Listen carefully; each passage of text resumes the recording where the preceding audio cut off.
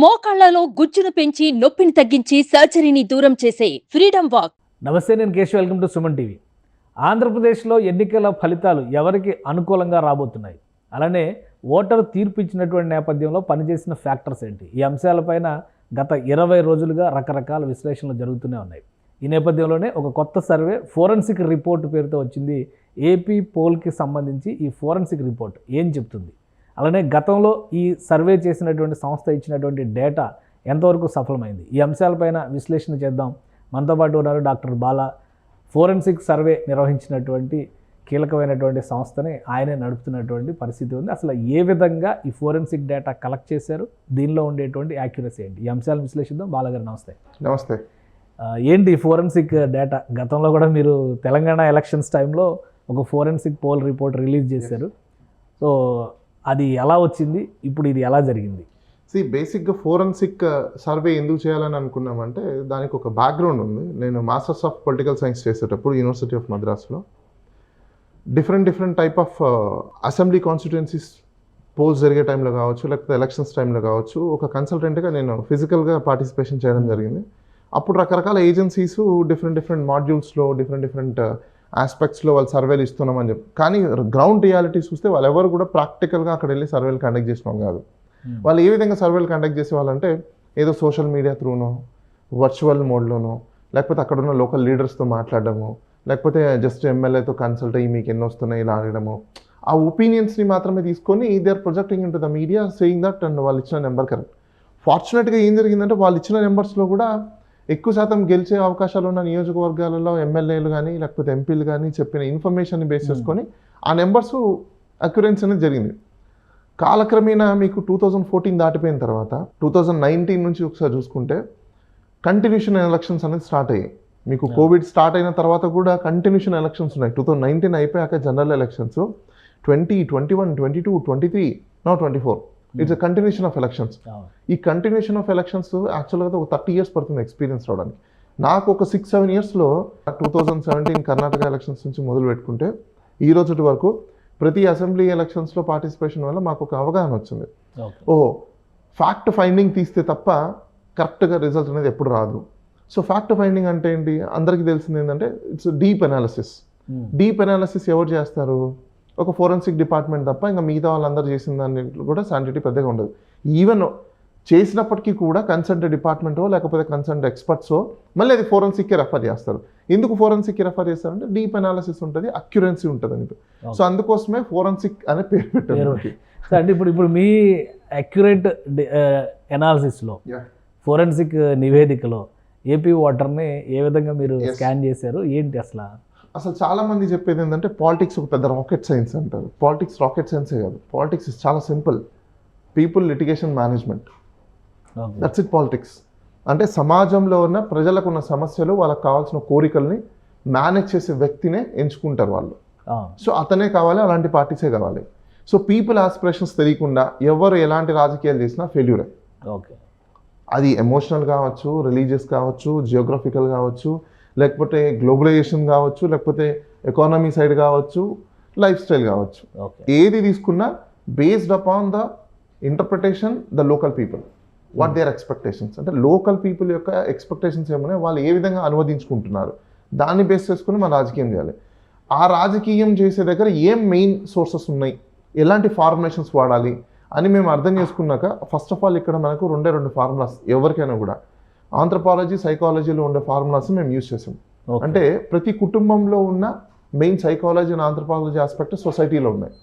అంటే ఒక చిన్న కుటుంబం, ఆ నెంబర్ ఆఫ్ కుటుంబాలు ఒక ఏరియా అవుతుంది. ఆ number of area it's become నియోజకవర్గం అవుతుంది. ఒక కాలనీ, నియోజకవర్గము, స్టేటు, డిస్టిక్, మండలు, స్టేటు, ఇట్లా పెరుగుకుంటూ పోతుంది. సో ఆ విధంగా ఫస్ట్ ఆఫ్ ఆల్ వీళ్ళకి ఏంటి ఇంట్రెస్ట్ అంటే సైకాలజీ ఏంటి, వీళ్ళ ఇంట్రెస్ట్ ఏంటి, దాని మీద స్టడీ చేద్దామని ఫస్ట్ ఆఫ్ ఆల్ అని చెప్పేసి దాని మీద స్టడీ రిపోర్ట్ తీసాం.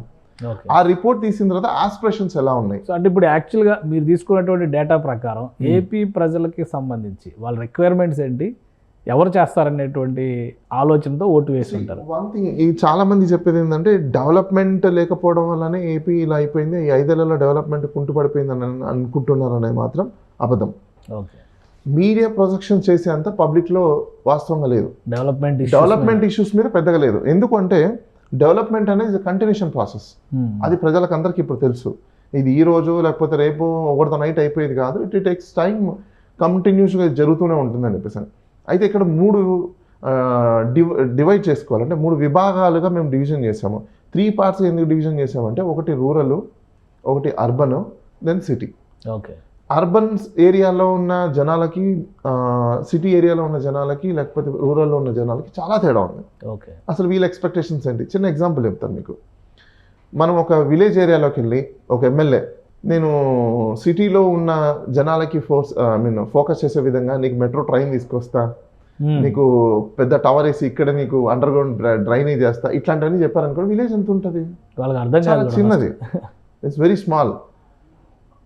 అదే మీరు సిటీ ఏరియాకి వచ్చి నీకు రేషన్ కార్డు ఇస్తా, నీకు ఎలక్ట్రిసిటీ 200 రూపాయలకి నేను ఫ్రీగా ఇస్తా అంటే, అక్కడ మనం ఫస్ట్ వాళ్ళు విచిత్రంగా వింతగా చూస్తారు. ఎందుకు?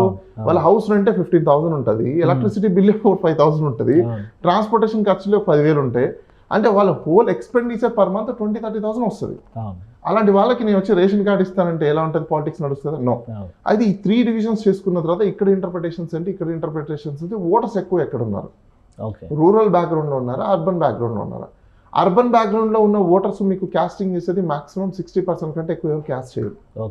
రూరల్ బ్యాక్గ్రౌండ్లో ఉన్న వాళ్ళు చేసేవాళ్ళు ఆల్మోస్ట్ మీకు 80+% మీకు క్యాస్టింగ్ చేస్తుంటారు.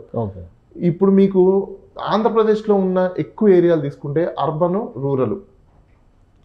రూరల్లో ఏం ఎక్స్పెక్ట్ చేస్తున్నారు?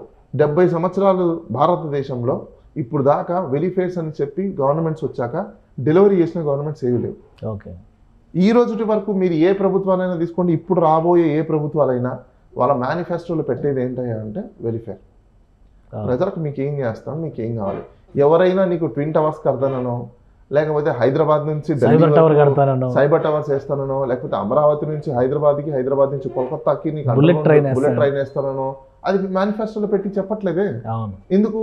అది చెప్తే ఎవరు పట్టించుకోడు. మినిమం నీడ్స్, వాళ్ళ ఎక్స్పెక్టేషన్స్ కావాల్సిన రూపంలోనే మీరు చెప్తేనే పాలిటిక్స్ పనిచేసిద్ది. ఆ బేసిస్లోనే మేము ఒకసారి మొత్తం డేటా అంతా తీసుకున్న తర్వాత మాకు అర్థమైందంటే, రూరల్ పీపుల్ ఎక్కువగా ఒక పార్టీకి మొగ్గు చూపుతున్నారు, ఎక్కువ శాతం. ప్రతి బూత్లో కూడా మీరు ఎవరికి ఎక్కువ ఓట్ వేస్తున్నారు అంటే వెరిఫైర్. ఈవెన్ క్రాస్ ఓటింగ్ జరిగింది ఇక్కడ. అపోజిషన్లో ఉన్న పొలిటికల్ పార్టీ కార్యకర్తలు, లీడర్లు కూడా కొంతమంది బెనిఫిట్స్ పొందున్నారు కదా అని చెప్పేసి వాళ్ళకి ఓట్స్ క్యాస్టింగ్ చేయడం కూడా జరిగింది. సో ఇప్పుడు ఆ మూడ్ ఆఫ్ స్టేట్ ఏముంది, మూడ్ ఆఫ్ ప్రజలు ఏముంది అనేది, ఆ మూడ్ని మేము క్యాప్చర్ చేసాం. క్యాప్చర్ చేస్తే చాలామంది రూరల్ బ్యాక్గ్రౌండ్ ఉన్న ఓటర్స్ అందరూ ఏంటంటే, ఇన్ని సంవత్సరాల నుంచి వాళ్ళ జీవితాలు మెరుగుపడడానికి ఎక్కడే కానీ ఏ ప్రభుత్వం కానీ ప్రోత్సహించింది లేదు.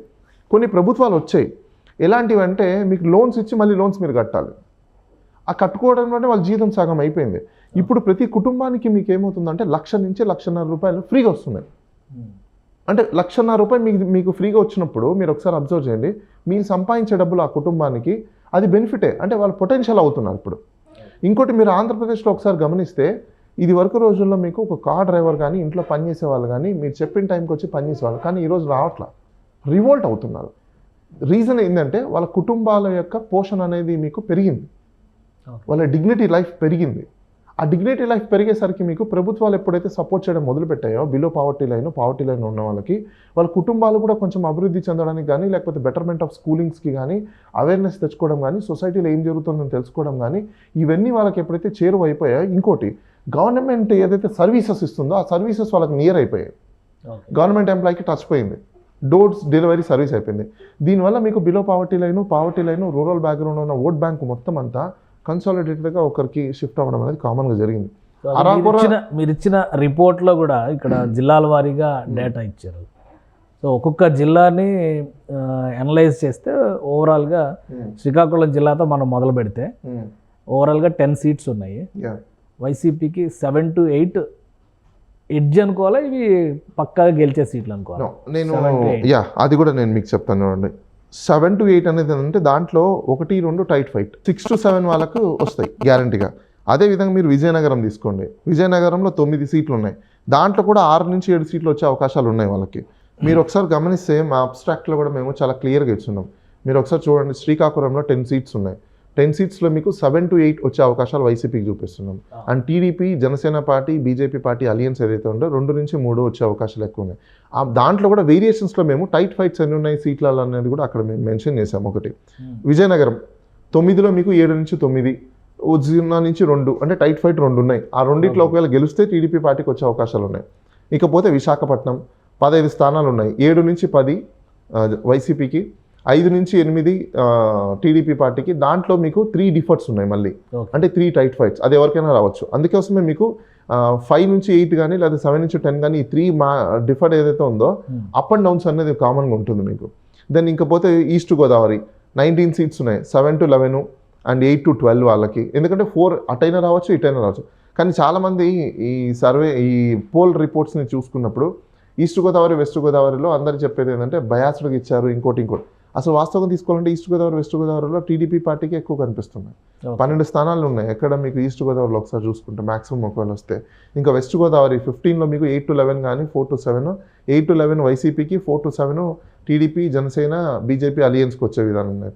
కృష్ణా డిస్ట్రిక్ట్ ఇక్కడ వరకు చూస్తే కూటమి ఒక వేవ్ రూపంలో ఉంటుంది. పవన్ కళ్యాణ్ జనసేన టీడీపీ అలయన్స్ అవ్వడం వలన ఈస్ట్, వెస్ట్, అలానే వైజాగ్ ఈ 3 చోట్ల చాలా బలమైన ప్రభావం ఉంటుంది అనేది జనరల్గా కనిపిస్తున్నటువంటి అనాలిసిస్. మీరు మీ ఫోరెన్సిక్ రిపోర్ట్లో ఎందుకు ఇది కొంచెం ఒక ఈస్ట్ మినహా మిగతా అన్ని చోట్ల వైసీపీకే పట్టున్నట్టుగా వచ్చింది? నేను ఒకటి చెప్తున్నాను. ఇప్పుడు చాలామంది అపోహ ఏంటంటే పవన్ కళ్యాణ్ బయటకు వస్తే జనాలు వస్తారన్నది వాస్తవం, నో డౌట్. వచ్చే జనాలు అందరూ ఓట్లు వేస్తారు అనేది అబద్ధం. ఇది నేను కాదు, ఈవెన్ పవన్ కళ్యాణ్ స్వతహాగా ఒప్పుకొని 2019 ఎలక్షన్స్ అయిపోయిన తర్వాత ఈవెన్ ఆయన మీటింగ్ పెట్టినప్పుడు కూడా ఆయన మొత్తుకున్నాడు, అయ్యా మీరు వచ్చి నాకు సీఎం అంటే నేను అవ్వను, ఓట్లు వేస్తే తప్ప అని చెప్పేసాను. 2019 తర్వాత జరిగిన సబ్సీక్వెన్స్గా ఈవెంట్స్ అన్ని చూసుకుంటే వాళ్ళ పొలిటికల్ పార్టీలో ఎవరైతే కమ్యూనిటీకి సంబంధించిన వ్యక్తులు చాలామంది సపోర్ట్ చేసి ఇన్వెస్ట్ చేసిన వాళ్ళు ఉన్నారో వాళ్ళెవరు కూడా 2024లో రెడీ లేరు, రాలేదు, సపోర్ట్ చేయలేదు, ఇన్వెస్ట్ కూడా చేయలేదు. సో దేర్ ఫార్ వాళ్ళతో ఉన్న ఓటింగ్ బ్యాంక్ ఏదైతే ఉందో మొత్తం మైనస్. గతంలో వచ్చిన 5 to near by 6% voting bank, below the 6% ఏదైతే ఓట్ బ్యాంక్ వచ్చిందో ఆ ఓట్ బ్యాంక్లో నుంచి కూడా మీకు డివైడ్ అయిపోయింది. సో డివైడ్ ఎప్పుడైతే అయిపోయిందో మీకు సాలిడ్గా ఓట్ బ్యాంక్ అనేది వాళ్ళకి లేదు. లోకల్ ఓట్ బ్యాంక్ ఏదైతే చూపిస్తున్నారో లోకల్ ఓట్ బ్యాంక్ను ఎమ్మెల్యే ఓట్ బ్యాంక్కి సంబంధం లేదు. ఎందుకంటే లోకల్ ఎలక్షన్స్ మీకు విత్ ఇన్ ఏరియాస్ ఉంటాయి, 2-3 ఏరియాలు, 4 ఏరియాలు, 5 ఏరియాలు అలా ఉంటాయి మీకు. సో మీరు ఒకసారి గమనిస్తే ఆ ప్రభావం కూడా మీకు ఎలా ఉంటుందంటే ఏదర్ అటు సైడా ఇటు సైడా అనేది కంపల్సరీగా మీకు కనిపించిపోతుంది. దాని వేరియేషన్స్ని మీరు పెద్దగా ఎవరు గ్రహించట్లేదు జనాలు. ఒకటి ఎక్కువ శాతం డిస్కషన్ జరిగింది, సర్వేలు చెప్పింది, అలానే అనాలిసిస్లో ఎక్కువ దొరికింది ఏంటంటే ఒక కోర్ పాయింట్, ప్రభుత్వ వ్యతిరేక ఓటు అనే దాని ఒక ఫ్యాక్టర్ని దాదాపు ఒక ఏడాది కాలంగా ఆంధ్రప్రదేశ్ రాజకీయాల్లో చాలా ఎక్కువ డిస్కస్ చేస్తున్నాం. సో ఇదంతా కూటమి కట్టిన తర్వాత ఒక సైడ్ పోలరైజ్ అయ్యేటువంటి అవకాశం ఉంది అనేది విశ్లేషణ. ప్లస్ మీరు చెప్పినటువంటి ఇప్పుడు ఈ 5 జిల్లాలు కూడా ఉత్తర కోస్తా జిల్లాలు మొత్తం అంటే పశ్చిమ గోదావరి జిల్లాను మొదలుపెట్టి శ్రీకాకుళం వరకు చూస్తే విజయనగరం మినహాయిస్తే మిగతా అన్ని చోట్ల కూడా ఇది వ్యతిరేక ఫ్యాక్టర్గా వైసీపీకి పనిచేయబోతుంది, కూటమికి కలిసి వచ్చేటువంటిది అనేది విశ్లేషణ. ఓకే. సో ఇది ఎక్కడ కూడా కన్సాలిడేట్ కాలేదా ఎక్సెప్ట్ ఈస్ట్ గోదావరి మినహా మిగతా అన్ని చోట్ల అందరూ వైసీపీకి అంటే ఎందుకంటే ఈస్ట్ వెస్ట్లో భూముల రేట్లు పడిపోయినాయి అనేది, తర్వాత పోలవరం ప్రాజెక్టు కాలేదనేది, ఇవన్నీ కూడా బాగా నెగిటివ్ ఫ్యాక్టర్స్ అవుతున్నాయి అనేది వస్తున్నటువంటి గ్రౌండ్ రిపోర్ట్లో వస్తున్నటువంటి సమాచారం. మీరు అనుకున్నట్టే భూముల రేట్లు ఎంతమందికి భూములు ఉంటాయి, భూముల ఆసాములు ఎంతమంది ఉంటారు, భూములు లేని వాళ్ళు ఎంతమంది ఉంటారు? Simple logic. భూముల ఆసాములు అందరూ ఓట్లేస్తే గెలుస్తారా ఎవరైనా? భూమిలో పనిచేసే కూలోళ్ళు వేస్తే గెలుస్తారా? సింపుల్ కాన్సెప్ట్ కదా. భూమిలో పనిచేసే కూలోళ్ళ శాతం ఎక్కువ ఉంటుంది. భూమి కలిగి ఉన్న ఆసామి ఒకడో ఇద్దరు ఉంటారు, 1-2 ఓట్లతో పెద్ద డిఫరెన్స్ ఏముండదు. వైసీపీ ఫోకస్ చేసింది కూడా దేని గురించి అంటే మెజారిటీ ఓట్స్ ఎవరైతే ఉన్నారో మెజారిటీ ఓట్స్ని ఫోకస్ చేయడం మొదలుపెట్టారు వీళ్ళు. సో కాబట్టి మెజారిటీ ఓట్స్కి ఏం కావాలి? ఈవెన్ మిడిల్ క్లాస్ వాళ్ళకి కూడా ఏం కావాలి? ఈవెన్ మీరు ఒక అపార్ట్మెంట్ ఉంది, అపార్ట్మెంట్లో ఒక అసోసియేషన్ ఉంటుంది, అసోసియేషన్లో కంటెస్ట్ చేస్తారు ఎలక్షన్స్ కూడా. ఆ ఎలక్షన్స్ కంటెస్ట్ చేసినప్పుడు ప్రతిసారి ప్రెసిడెంట్లని మార్చుకుంటుంటారు. ఎందుకు చెప్పండి? మాకెవరు ఫెసిలిటీస్ ఇచ్చారు, సీఎంని మారుస్తారని చెప్పి అంటున్నారు. మేము చెప్పలేము. ఈ 5 ఏళ్ల తర్వాత మారిస్తే కొంచెం బెనిఫిట్ జరగచ్చు. దాంట్లో ఇంకోటి కూడా ఉంది. ఇప్పుడు కరెక్ట్గా అన్ని విధాలుగా అన్ని చేసే వాళ్ళు ఉన్నారు అనుకోండి, అదే అపార్ట్మెంట్కి కంటిన్యూషన్గా ప్రెసిడెంట్ కొనసాగించిన వాళ్ళు కూడా ఉన్నారు, రైట్? ఎప్పుడు అపార్ట్మెంట్లో ఉన్న వాళ్ళందరూ కూడా సాటిస్ఫై అవుతాయి. ఇప్పుడు ప్రజలు సాటిస్ఫై అయ్యారా లేదా అనేది రెఫరెండం ఏంటి? ఎలక్షన్స్. ఎలక్షన్స్ డిసైడ్ చేస్తుంది. మేము కూడా ఈ రిపోర్ట్ తయారు చేయడానికి రీజన్ ఏంటంటే ఆంథ్రపాలజీ, సైకాలజీ ఇది ఓన్లీ పాలిటిక్స్కి కాదండి, బిజినెస్కి కూడా ఇదే, సర్వీసెస్కి కూడా ఇదే, హ్యూమన్ లైఫ్ అందరికీ కూడా ఇదే. ఎందుకు ఇదే అని నేను చెప్తున్నానంటే మీకు, ఈవెన్ మీరు మీ ఇంట్లో మీ వైఫ్తోనో మీ పిల్లలతోనో మీరు వాళ్ళ మూడ్ని బట్టి, సెన్స్ని బట్టి మీరు బిహేవ్ చేయకపోతే your a bad dad, your a bad husband. కాదంటారా? ఈరోజు మీరు కోర్టులో నెంబర్ ఆఫ్ కేసెస్ మనం న్యూస్ ఛానల్లో చూస్తున్న మొగుడు పిల్లలు కొట్టుకునేవి కావచ్చు, లేకపోతే పిల్లల్ని సరిగ్గా చూసుకోలేని తండ్రి కావచ్చు, పిల్లల్ని సరిగ్గా చూసుకోలేని తల్లిని కావచ్చు, ఇలాంటి రకరకాలు చూస్తున్నాం. ఎందుకని? వాళ్ళ మూడుని అర్థం చేసుకోలేక, సైకలాజికల్ ఆస్పెక్ట్స్ కనెక్ట్ అవ్వనప్పుడు ఇలాంటి డిస్ప్యూట్స్ అనేవి కామన్ వస్తాయి. మూడు మొత్తం వైసీపీకి అనుకూలంగా ఉందంటారు, ఎక్సెప్ట్ ఈస్ట్ గోదావరి మినహా. ఎందుకంటే నంబర్ ఆఫ్ సీట్స్ ఇప్పుడు మొత్తం చూస్తే ఇక్కడ ఒక 34 సీట్లు, అక్కడ ఒక 34 సీట్లు ఉన్నాయి, దగ్గర దగ్గర 68 సీట్లు. సో 68 సీట్లో మీరు ఇచ్చినటువంటి ఫ్యాక్టర్స్లో చూస్తే ఒక్క ఈస్ట్ గోదావరి మినహా మిగతా అన్ని చోట్ల ఈస్ట్ గోదావరి ఏముంది మీకు? ఈస్ట్ గోదావరి బాగుంది, ఈస్ట్ గోదావరి బాగుంది, వెస్ట్ గోదావరి బాగుంది, తర్వాత మీకు ఇంకా ఏమేమి స్థానాలు ఉన్నాయి, విశాఖపట్నంలో బాగానే ఉంది, దాని తర్వాత గుంటూరు అంటే లీడ్ వచ్చే పరిస్థితి. నెక్స్ట్ కృష్ణా, గుంటూరు, ప్రకాశం, నెల్లూరు, ఈ దక్షిణ కోస్తా భాగంలో చూస్తే ఇక్కడ ఇచ్చినటువంటి నంబర్స్ కూడా మీరు ఇచ్చిన నంబర్లు కృష్ణా జిల్లాలో 16 సీట్లు ఉంటే అందులో 8 నుంచి 14 వైసీపీ, 2 నుంచి 8. ఈ మార్జిన్ చాలా ఎక్కువ ఉంది. ఎందుకు అంత ఇచ్చిన ఫైనల్ ఫిగర్ లో కూడా చాలా ఎక్కువ వేరియేషన్. ఫైనల్ ఫిగర్ కూడా ఒకసారి చెప్తాను. ఫైనల్ ఫిగర్ 112 నుంచి 143 స్థానాలు వైసీపీ. కూటమికి వచ్చేసరికి 36 నుంచి 63, ఆల్మోస్ట్ డబల్ ఉంది. 30 నుంచి 60 అంటే డబల్ అయిపోతుంది. సో ఇంత పెద్ద వేరియేషన్ ఎందుకు, అంత పెద్ద మార్జిన్ ఎందుకు పెట్టాల్సి వచ్చింది? 30 నుంచి 40 స్థానాలలో కన్క్లూజన్ ఆఫ్ ఓటర్స్ ఎక్కడ లేదు. సో ఎవరు గెలిచినా 500, 1000, 1500, 2000, 2500, 3000, 3500, 4000, 5000, దట్స్ ఇట్. 40 స్థానాల్లో అదే పరిస్థితి, ఆల్మోస్ట్ అవే ఉన్నాయి. ఎక్కువగా మీకు చెప్పలేం, కొన్ని స్థానాలు అయితే 5, 10, 200, 300. మొన్న ఏదో విజయవాడ సెంట్రల్ గెలిచింది, 15 ఓట్లు. బొండమ్మ పాపం అదే 15 ఓట్ల తేడాతో ఓడిపోయారు. అంతకు ముందర ఆళ్ళ రామకృష్ణారెడ్డి 12 ఓట్ల తేడాతో గెలిచారు. సో ఈ వేరియేషన్స్ అనేది మీకు ఒక్క బూత్లో ఫుల్ ఫ్లెడ్జ్డ్గా ఓట్లు అలా పడ్డాయి అనుకోండి, ఎవరికి క్లారిటీ రాదు. సో చివరి నిమిషం వరకు ఆ ఉత్కంఠ కొనసాగే ఛాన్సెస్ ఎప్పుడైనా ఉంటుంది మీకు కౌంటింగ్లో. సో మీకు గెలిచే కొన్ని స్థానాలు ఆల్మోస్ట్ 40 స్థానాలు అంటే మీరు ఊహించండి. ఇంకా 40 స్థానాలు 175లో 40 స్థానాలు అంటే మీకు ఎంత పర్సెంటేజ్ అయిపోయింది? ఆల్మోస్ట్ 40% నియర్ బై వచ్చేసారు. అంటే 40% అబో స్థానాలు మీకు పక్కన డిఫర్స్లో ఉన్నాయి అంటే ఏదర్ ఇది ఇట్లనే జరగచ్చు, అట్లనే జరగచ్చు. మాకు వచ్చిన డేటా రిపోర్ట్స్ని ప్రకారం నెంబర్స్ని మాత్రం మనం వేసాం. ఓకే, ఎక్కువ ఎవరికి నెంబర్స్ కనిపిస్తున్నాయి, ఓకే ఇలా వచ్చింది అనుకోండి, సే వైసీపీకి ఇన్ని రావచ్చు, టీడీపీ, జనసేన, బీజేపీ కూటమికి ఇన్ని రావచ్చు, డిఫాల్ట్లో ఇన్ని ఉండొచ్చు. ఒకవేళ ఇవన్నీ కలిసి రేపు చెప్పలేము మనం, ఓట్లు ఒకవేళ కూటమికి పడ్డాయి అనుకోండి, మేబీ కూటమికి రావచ్చు, వచ్చే అవకాశాలు. అంటే ఇంకొకటి, కృష్ణ 8 నుంచి 14, గుంటూరు 9 నుంచి 14 వైసీపీకి ఇచ్చారు. అమరావతి కోర్ ఇష్యూ అనేది ఆ ప్రాంతంలోనే.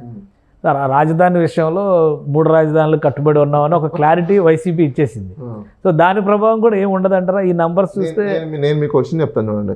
అమరావతి ప్రాంతంలో చెప్తున్న ఇప్పుడు ఎజిటేషన్ చేసే వాళ్ళు ఎవరు కూడా they are not resident there, అందరూ అవుట్ సైడ్స్. కౌలు రైతులు ఉన్నారు అందులో, అంతమంది లిస్ట్ పెట్టి ఆ లిస్ట్ బయట రిలీజ్ చేస్తున్నారు, మీరు అందరూ అవుట్ సైడర్స్. ఫస్ట్ లో చెప్పారు పెయిడ్ ఆర్టిస్టులు ఉద్యమం అన్నారు, సరే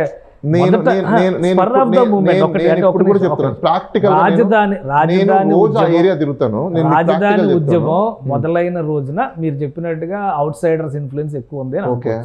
1500 రోజులు 2000 రోజులు అవుతుంటే ఇంకా బయట వాళ్ళే తిరుగుతున్నారంటే ఎట్లా? నేను మీకు అదే చెప్తున్నా, శాటిలైట్ నుంచి కెమెరాలు ఉంటే కూడా తీసుకోండి, అక్కడ జరిగేది ఏంటో చెప్తాను చూడండి.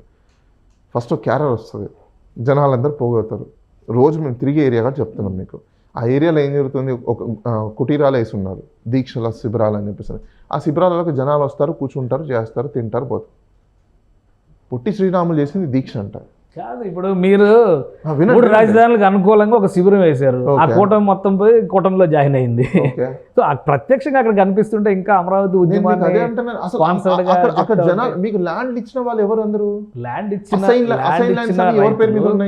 ఇచ్చిన రైతులు ఎవరైతే ఇప్పుడు ఆ అమరావతి ల్యాండ్ పూలింగ్ లో ఇన్వాల్వ్ అయ్యారో వాళ్ళ కౌలు గురించి వచ్చి గొడవ చేస్తున్నది ఇవన్నీ చూస్తున్నాం కదా. మళ్ళీ కౌలు ఎందుకు రావట్లేదు? అదే కవులు లేట్ అయినప్పుడల్లా చేసినటువంటి ఆందోళన చూసాం కదా. సో ఆ ఉద్యమం చేస్తున్న వాళ్ళు అందరూ బయట వాళ్ళే అయితే మొత్తం అసలు ఒకటి అమరావతి రైతులు వాళ్ళ ఆవేదనతో వాళ్ళు ఉద్యమం చేసి ఉండొచ్చు. బట్ కృష్ణా గుంటూరు జిల్లాల్లో ఉన్నటువంటి ప్రజలు ఎవరికి కూడా రాజధాని ఇక్కడికి రాకపోతే మనకేం నష్టం లేదు అనే భరోసాతోనే ఇన్ని ఓట్లు వేస్తారు, ఇన్ని సీట్లు గెలుస్తారు అనేటువంటి విశ్లేషణకి మనం కన్క్లూజన్కి రావచ్చా? ఇప్పుడు మీరు చెప్పే ప్రకారంగా రాజధాని అంశం ఒకటే పెట్టుకొని జనాలు ఓట్లు వేస్తారు. అందుకే రాజధాని అంశం రాష్ట్రం మొత్తం చెప్పట్లేదు నేను. అట్లీస్ట్ ఆ 2 జిల్లాలన్నా ఉండాలి కదా. మీరు ఇచ్చిన నంబర్ ప్రకారం చూస్తే అక్కడ అసలు లేదా ఆ ప్రభావం. ఇప్పుడు మీరు గుంటూరు నుంచి మొదలు పెట్టుకోనైనా, లేకపోతే విజయవాడ నుంచి మొదలు పెట్టుకోనైనా, లేదా తాడేపల్లి నుంచి మొదలు పెట్టుకోనైనా 3 రూట్లు ఉన్నాయి. ఏదో తాడేపల్లి కానీ, గుంటూరు కానీ, లేకపోతే విజయవాడ. ఈవెన్ విజయవాడ నుంచి అయినా కరకట్ట వెళ్ళాల్సిందే. తాడేపల్లి నుంచి అయితే ఇంకో రూట్ ఉంది, ఇంకో చిన్న కరకట్ట ఉంటుంది, అంటే సచివాలయం నుంచి వెళ్తారు. గుంటూరు నుంచి కూడా ఆల్మోస్ట్ బ్యాక్ రూట్ ఒకటి ఉంది. ఈ 3 కూడా ఎక్కడికి వెళ్తాయి? సచివాలయము, హైకోర్టు, లేకపోతే అమరావతికి ఉన్న జోన్ ఏరియాలోకి వెళ్తాయి. ఆ ఏరియాలలో ఎవ్రీ డే మేము రోమింగ్ చేస్తాం కాబట్టి, అంటే వెళ్ళడం కానీ, అక్కడ చేయడం కానీ, హోటల్స్ ఉంటాయి, చిన్న చిన్న బజ్జీ కొట్లు ఉంటాయి, రకరకాలుగా ఉంటాయి.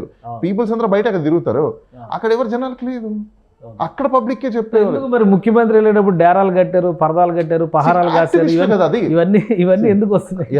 నేను అదే చెప్పబోతున్నాను. కరకట్ట అనే రూట్ ఏదైతే ఉందో, ఆ కరకట్ట దగ్గర మీకు అటువైపు కానీ, ఇటువైపు కానీ, మంతెన సత్యనారాయణ ఉండే రూట్ కానీ, లేకపోతే అటువైపు కానీ కంప్లీట్గా అవి పొలాలు ఉన్నాయి. ఇప్పుడు ఒక ఎజిటేషన్ చేసేటప్పుడు ఎవరి సైకాలజీ ఎలా ఉంటుందని ఎవరికి తెలియదు. ప్రికాషనరీ మెథడ్స్లో ప్రివెంటివ్ యాక్షన్స్ తీసుకోవడంలో వాళ్ళు తీసుకున్నారు. రేపు సడన్గా అక్కడి నుంచి వచ్చి ఎగ్జాంపుల్ సీఎం వెళ్ళే కాన్వాయ్కి ఒకరికి తగులుతాను, వీళ్ళు వచ్చి పడిపోయారు రాయి పక్కన పెట్టండి, వీళ్ళు వచ్చి పడిపోయారు అనుకోండి, వీళ్ళకి యాక్సిడెంట్ అవుతుంది కదా. ఇప్పుడు కామన్ మ్యాన్కి యాక్సిడెంట్ అయినా అది రెస్పాన్సిబిలిటీ సీఎంఏ చూసుకోవాలి కదా. కాబట్టి పోలీస్ వాళ్ళదే కదా డ్యూటీ అది. కాబట్టి ప్రొటెక్ట్ చేయడంలో తప్పలేదు. ఇప్పుడు వాళ్ళు తెల్ల పరదాలు పెట్టారా, వైట్ పరదాలు పెట్టారా, గ్రీన్ మ్యాట్ పెట్టారా, ఏం పెట్టారో అని తెలియదు. ఏదో ఒకటి పెట్టుకున్నారు. ఎందుకు? రేపు వీళ్ళకైనా యాక్సిడెంట్. ఇప్పుడు సడన్గా వచ్చి పడిపోతారు పరిగెత్తుకుంటూ వచ్చేసి, ఏమవుతుంది? యాక్సిడెంట్. సో ముందు జాగ్రత్త కూడా అని అనుకోండి. ఇంకొకటి, ఇప్పుడు ప్రకాశం, నెల్లూరు జిల్లాల్లో కూడా లీడ్ అట్టే ఇచ్చారు. కడప నుంచి చూస్తే కనుక రాయలసీమ జిల్లాల పరిస్థితి ఏంటి? మొత్తం 52 సీట్లు ఉన్నాయి అక్కడ. కడప 10కి 10 మళ్ళీ వైఎస్ఆర్సీపీ అని ఇచ్చేసారు, 0-0 పెట్టారు. కర్నూలు 12 నుంచి 14, టీడీపీకి అంటే కూటమికి 0 నుంచి 2 రావచ్చు. ఈ 2 జిల్లాలు last time clean sweep. YCP అటు 10కి 10, ఇటు 14 గెలుచుకున్నటువంటి సీట్లు. అనంతపురం లాస్ట్ టైము 2 సీట్లు టీడీపీకి పోయినాయి, మిగతా అన్నీ కూడా వైసీపీకి పోయినాయి. సో ఇప్పుడు కూడా ఆల్మోస్ట్ అదే ఫిగర్స్ ఇచ్చారు. చిత్తూరులో 1 లాస్ట్ టైం, కుప్పం మాత్రమే గెలిచింది. సో ఈసారి 2 నుంచి 4 ఇచ్చారు. కుప్పంలో చంద్రబాబు నాయుడు గారు ఓడిపోవట్లేదా? అక్కడ కూడా టైట్ ఫైట్. ఇప్పుడు ఆ టైట్ ఫైట్ని మనం ఎవరి సైడ్ మార్జిన్ ఉందనే చూసుకుంటాం. ఎక్కువ సైడ్ మార్జిన్ ఉన్నది ఎవరికి? టీడీపీకి మార్జిన్ ఎక్కువ కనిపిస్తుంది. సో ఆ మార్జిన్ సోర్స్ ఎక్కువ ఉన్నప్పుడు నేను నెంబర్ అటే వేయాలి, కానీ వైసీపీకి లేదు కదా, మెజారిటీ లేవు. మైన్యూర్ ఓట్స్ అక్కడ కూడా స్వల్ప ఓట్లతోనే, మెజారిటీతోనే గెలిచే అవకాశాలు కనిపిస్తున్నాయి. ఒకవేళ అవి రాలేదనుకోండి, ఓడిపోయే అవకాశాలు కూడా ఉన్నాయి. కానీ ఇప్పుడు కంపల్సరీగా ఓడిపోతారనేది నేను సర్టిఫై చేయలేను. టఫ్ ఫైట్ లో ఒక 2 పెట్టారు, మళ్ళీ టఫ్ ఫైట్ లో కూడా ఒక 2 ఉన్నాయి. ఇప్పుడు ఒకవేళ బై మిస్టేక్లీ ఓట్లు నిజంగానే కన్క్లూజన్ అవ్వకుండా ఇన్ని సంవత్సరాల నుంచి వేసిన సీఎంని మనం ఎప్పుడు కలవలేదు, అది పబ్లిక్ ఒకవేళ మైండ్లో అనుకున్నారు అనుకోండి, వాళ్ళు రివర్స్లో వేస్తే 2-3 బూతులు వేసినా చాలు కదా. ఒక్కొక్క బూత్లో మీకు 1000 నుంచి 1500 ఓట్లు ఉంటాయి. 1500 ఇంటూ 3 బూతులు వేసుకోండి, 4500 మెజారిటీ అయిపోయింది కదా. అక్కడ ఒక విలేజ్ చాలు కదా, ఒక పోలింగ్ కేంద్రం చాలు, ఒక కాలనీ, ఒక ఇది చేస్తే చాలు, అయిపోయింది. మీరు ఇచ్చేటువంటి డేటాలో ఓవరాల్గా నంబర్స్ మనం చూస్తే ఆల్రెడీ మీరు ఒక పై డయాగ్రామ్ కూడా ఇచ్చారు. ఇందులో కూటమికి 32 నుంచి 63 సీట్లు ఇచ్చారు, వైసీపీకి 112 నుంచి 143 సీట్లు ఇచ్చారు. సో ఈ టఫ్ ఫైట్ లిస్ట్ వచ్చేసరికి 31 సీట్లు టఫ్ ఫైట్ ఇచ్చారు. సో ఈ టఫ్ ఫైట్ విషయంలో కొన్ని కీ కాన్స్టిట్యున్సీస్ ఉన్నాయి. కుప్పం పరిస్థితి ఏంటి అనేది మీరు జస్ట్ ఒక బ్రీఫ్గా చెప్పారు. మంగళగిరి పరిస్థితి ఏంటి? టైట్, అది కూడా టైట్. సో ఎడ్జ్ ఎవరికి రావచ్చు? ఎడ్జ్ ఎక్కువ వైసీపీకి ఉంది. ఓకే, అంటే ఇప్పుడు అక్కడ క్యాండిడేట్ వీక్ అనే ఒక డిస్కషన్ జరిగింది కదా, మురుగుడు క్యాండిడేట్ లావణ్య. ఇప్పుడున్న క్యాండిడేట్ స్ట్రాంగ్, అపోజిషన్ క్యాండిడేట్. అంటే అపోజిషన్ ఇప్పుడు ఆయన లాస్ట్ 2 years నుంచి వర్క్ చేస్తున్నారు. గత అనుభవంతో చూస్తే కనుక ఈసారి గెలుస్తారు ఖచ్చితంగా. మీకు రోడ్ సైడ్లో ఏదో 4 బండ్లు బడ్డీ కొట్లు పెట్టుకున్న 4 బండ్లు ఇచ్చేస్తానో, లేకపోతే ఇంకోటో, అలా కాదు కదా. సో మొత్తం హోల్ పోలింగ్స్ చూసుకోవాలి మనం, ఎవ్రీ స్టేజ్ చూసుకోవాలి. వాళ్ళొక్కరికి ఏదో మనకు కనిపించేస్తున్నాయి అని అనుకుంటే అది వాళ్ళ అభిమానం, తీసుకున్నారు, మీరు ఇచ్చారు, సర్వీస్ చేశారు, వెరీ వెల్. ఇప్పుడు ఎంతో మంది సర్వీస్ చేసే వాళ్ళు ఉన్నారు, వాళ్ళందరూ సీఎంలు పిఎంలు అవుతున్నారా? టాటా ఉన్నారు, రిలయన్స్ ఉన్నారు, వీళ్ళు కూడా public corporate social responsibility, political responsibility కదా. ఈవెన్ పొలిటికల్ రెస్పాన్సిబిలిటీ తీసుకున్నా కూడా ఎంతో మంది పొలిటికల్ లో కూడా సర్వీస్ చేసే వాళ్ళు ఉన్నారు. వేమారెడ్డి ఈసారి గెలుస్తారు, ఆయన డౌట్, ఆయన డౌటే కొంచెం. సో పార్లమెంటరీ మళ్ళీ మాట్లాడదాం మనం, ఇది మంగళగిరి కంప్లీట్ చేయండి. నేను మీకు ఎగ్జాంపుల్ చెప్తాను, ఇట్లా సర్వీస్ చేసే వాళ్ళు ఎంతో మంది ఉన్నప్పటికీ కూడా. సో అంటే అక్కడ బీసీ కార్డు పనిచేయచ్చు, లోకేష్ ఓడిపోవచ్చు అంటారు మీరు. ఇంకోటి మీరు గమనించారో లేదో ఒక విషయము, ఈసారి చాలా పొలిటికల్ పార్టీస్ వచ్చాయి. వాటిల్లో పొలిటికల్ పార్టీలో ఉన్న చోటా మోటా లీడర్స్ అందరు ఎమ్మెల్యేలు కంటెస్టెంట్గా నామినేషన్ వేశారు. ఒక్కొక్క చోటా మోటా లీడర్కి 1000 నుంచి 1500 ఓట్లు మొత్తం అంతా మైనస్ అయిపోయాయి. ఇవన్నీ బైఫరికేట్ చేస్తే, ఒకసారి మీరు డివిజన్ చేస్తే, అప్పుడు యాంటీ ఇన్కంబెన్సీ ఓట్స్ అన్ని మీకు కన్సాలిడేటెడ్ అవ్వకుండా డిస్ట్రిబ్యూట్ అయిపోయాయి కదా. ఆ డిస్ట్రిబ్యూట్ అయిపోయిన ఓట్లను క్యాలిక్యులేట్ చేయరు ఎవరు కూడా. ఇండిపెండెంట్ గా యాజ్ ఎ పొలిటికల్ కన్సల్టెంట్ గా నేనే జనసేన పార్టీలో నుంచి 3 వస్తే 3తో కూడా కొత్త political parties పెట్టించాం.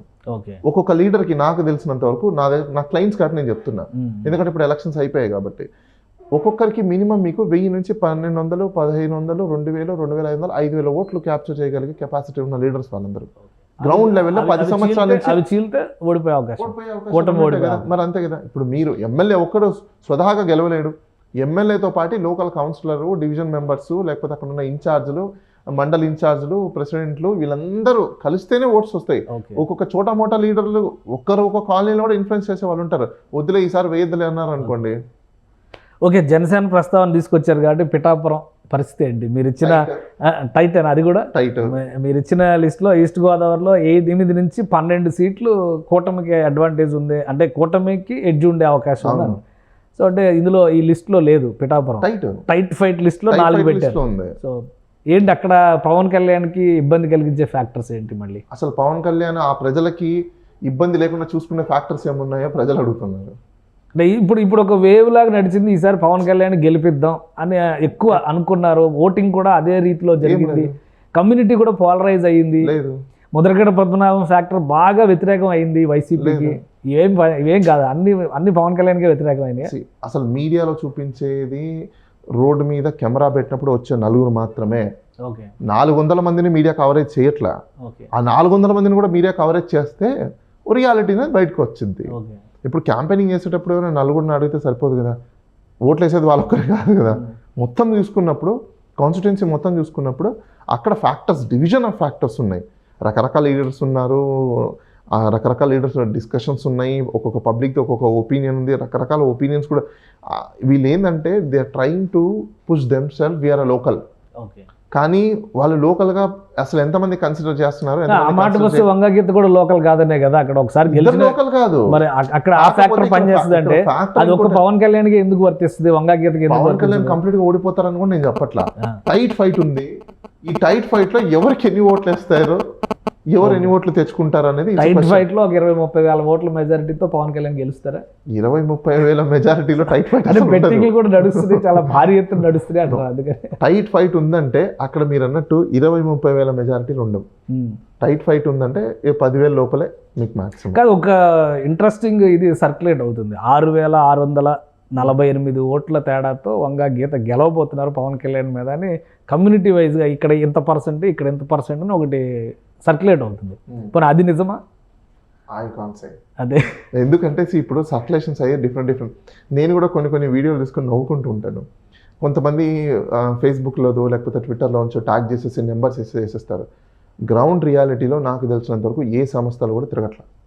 It's a fact. So అన్ని పైపైన లెక్కలు చూసి చెప్పేస్తాను. మీరు ఎన్ని శాంపిల్స్ తీసుకున్నారు, ఎక్కడి నుంచి తీసుకున్నారు? మేము ఆల్మోస్ట్ ప్రతి బూత్లో మీకు ఎలా లేదంటే కూడా 500 చిల్లర. మాకు మెథడాలజీ ఉంది, మేము ఎలా తీసుకున్నాం ఏంటంటే ఒక మెథడాలజీ ఉంది. ఆ మెథడాలజీ ప్రకారం మేము వెళ్ళాం. కానీ ఇక్కడ ఇంకో ఫ్యాక్టర్ ఏంటంటే మేము ఇప్పుడు దాకా కూడా ఈవెన్ గత ఎలక్షన్స్లో వేరే స్టేట్లలో ఇచ్చిన రిపోర్ట్స్లలో కూడా క్యాస్ట్ ఈక్వేషన్స్ మీద ఓట్స్ వస్తాయి అనేది మేము అసలు ఇవ్వాలి. అది బూత్ అనే చెప్పాం. ఇట్స్ అ లై. ఎందుకులే అంటే మేము ప్రాక్టికల్గా వెళ్ళాం కాబట్టి క్యాస్ట్ ఈక్వేషన్స్ మీద ఓట్స్ అనేది చెప్పడం కష్టం.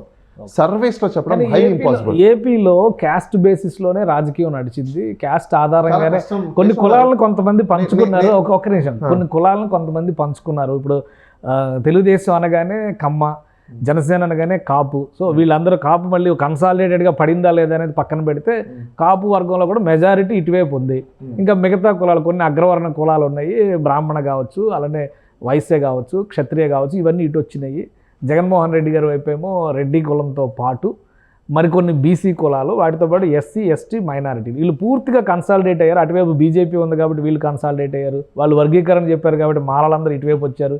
ఇట్లాంటి విశ్లేషణలన్నీ జరుగుతాయి. ఇవేది కూడా ఆంధ్రప్రదేశ్ రాజకీయాల్లో వాస్తవ చిత్రంగా మనం చెప్పలేమా? 1980s పాలిటిక్స్ గురించి మాట్లాడుతున్నారా 2024 గురించి? 2024లోనే మాట్లాడుతున్నారు. అయితే నాదొక క్వశ్చన్ అండి. 2024లో కుటుంబంలో ఎవరైనా ఎవరి మాట వింటున్నాడా ఫస్ట్?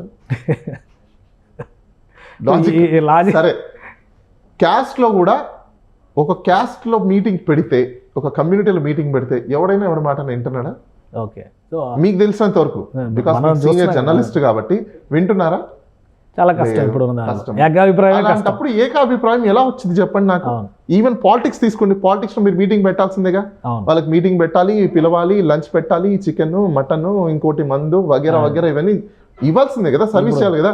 సో ఎంతమంది వింటారు చెప్పండి ప్రాక్టికల్? అవన్నీ ఎందుకంటే చేసినా కానీ వినరు మేము అంటారా? గ్రౌండ్ లో తిరుగుతున్నాం కాబట్టి చెప్తున్నాను, క్యాస్ట్ మీద తీసే శాంపిల్స్ అనేది అబద్ధము, ఓకే. అది రాదు. ఎవరైనా అడిగితే, ఒకవేళ శాంపిల్స్ కలెక్ట్ చేసే ఏజెంట్ కానీ, శాంపిల్ కలెక్ట్ చేసే సర్వీస్ ఇచ్చే వాళ్ళు కానీ, లేకపోతే ఇంకొకరు టీం ఎవరైనా అడిగితే తిడతారు, కోరతారు. ఓకే. It's fact. ఇప్పుడు అటువంటి ఎందుకంటే ఫ్యాక్టర్స్ పనిచేయనప్పుడు ఒకటి రిలీజియస్ యాక్టర్స్ లో మీరు తీసుకున్నామంటే నేను నమ్ముతా.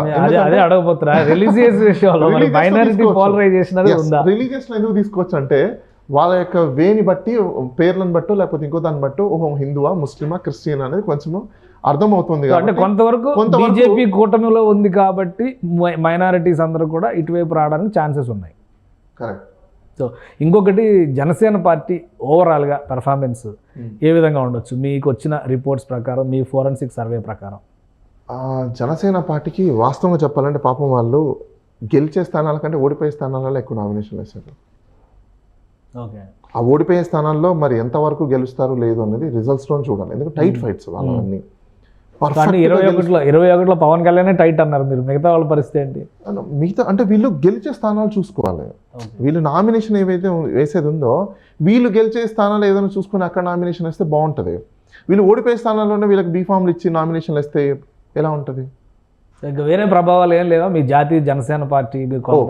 నేను అదే అన్నాను. నేను అదే చెప్పాను మీకు ఇందాక. పొలిటికల్ పార్టీలు నేనే జనసేన పార్టీ నుంచి బయటకు వచ్చేసిన వాళ్ళు చాలా మంది క్యాడర్ ఎవరైతే ఉన్నారో వాళ్ళు లీడర్లుగా మారి కొత్త పొలిటికల్ పార్టీలు పెట్టారని చెప్పారు. పెట్టించున్నాను నేనే. నా క్లయింట్స్ కూడా వాళ్ళు ఒక్కొక్కరు కూడా మీకు నియర్ బై 110, 120, 130, 140 నామినేషన్లు క్యాండిడేట్లని సెటప్ చేస్తున్నారు. 10 సంవత్సరాల నుంచి పాలిటిక్స్లో ఉన్న జనసేన పార్టీ మీకు తిప్పేసి కొడితే 50 మందిని పెట్టలేకపోయింది. కొత్తగా వాళ్ళ దగ్గర నుంచి బయటకు వచ్చిన వాళ్ళు 100 మందిని కంటెస్ట్ చేయించారు. ఒక్కొక్కరి దగ్గర మీరు మినిమం 500 ఓట్లు వేసుకోండి. 500 ఓట్లు ఇంటూ 175 కాన్స్టిట్యున్సీలో ఎంత ఓట్లు? అన్ని చోట్ల పోటీ చేశారు. ఆల్మోస్ట్ ఇట్లా 3-4 పార్టీలు ఉన్నాయి. ప్లస్ ఇది కాక ఇండిపెండెంట్గా చాలా మంది నామినేషన్లు వేస్తున్న వాళ్ళు ఉన్నారు. సో వాటి ప్రభావం కూడా ఉంటుంది. ప్లస్ నోటా ఉంటుంది. ఇవన్నీ కూడా ఉన్నాయి కదా. ఇవన్నీ ఫ్యాక్టర్స్ తీసుకోవాలి. ఇకపోతే మీరు నాకు ఇంకోటి అడుగుతారు, నేనే మీకు చెప్పేస్తున్నాను. ఓటింగ్ పర్సంటేజ్ పెరిగింది కదా, మరి ఆ ఓటింగ్ పర్సంటేజ్ పెరిగినప్పుడు యాంటీ ఇన్కంబెన్సీ ఉంటుంది. చాలా మంది అసలు ఇమ్మెచ్యూర్డ్ మైండ్ సెట్తో మాట్లాడుతున్నారు. ఓటింగ్ పర్సంటేజ్ ఈ ఇయర్ పెరగడానికి రీజను, రేపు నెక్స్ట్ ఇయర్ పెరిగే రీజన్లు కూడా రీజన్ ఏంటంటే ఫెసిలిటీస్ పెరిగాయి, అవేర్నెస్ పెరిగింది, అండ్ ట్రాన్స్పోర్టేషన్ సిస్టమ్ పెరిగింది, న్యూ ఓటర్స్ యాడ్ ఆన్ అయ్యారు. ఇవన్నీ మీకు యాడ్ ఆన్ అడ్వాంటేజ్ అవడం వల్ల మీకు ఏమైపోతుందంటే ఓటింగ్ పర్సంటేజ్ గత పోలింగ్ జనరల్ అసెంబ్లీ ఎలక్షన్స్తో పోల్చుకుంటే ఈసారి ఎప్పుడు పెరుగుతూనే ఉంటుంది.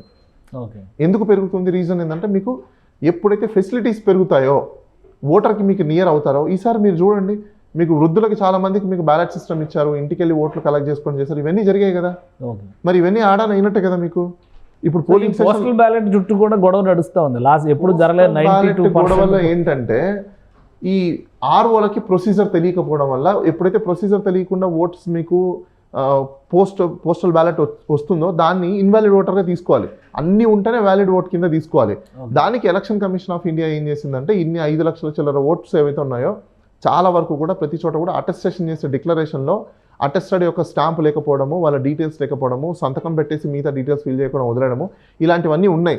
రూల్స్ ప్రకారము, రిప్రజెంటేషన్ ఆఫ్ పీపుల్ యాక్ట్ ప్రకారము, ఎలక్షన్స్ రూల్స్ ప్రకారము, కాన్స్టిట్యూషన్ ఆఫ్ ఇండియా ఈ మూడింటిని మనం ఒకసారి చూసుకుంటే రూల్స్కి అగేనెస్ట్గా వాళ్ళు ఒక సర్కులర్స్ ఇవ్వడము, మీరు దాన్ని కన్సిడర్ చేయండి, వ్యాలిడ్ ఓట్ కింద తీసుకోండి, వ్యాలిడ్ ఓట్ కింద తీసుకుంటే అప్పుడు మీకు ఏమైపోతుంది, ఆ ఇన్వాలిడ్ చేయాల్సిన ఓట్లు వ్యాలిడ్ ఓట్లు అయిపోతాయి, మీకు నెంబర్స్ పెరుగుతాయి కదా.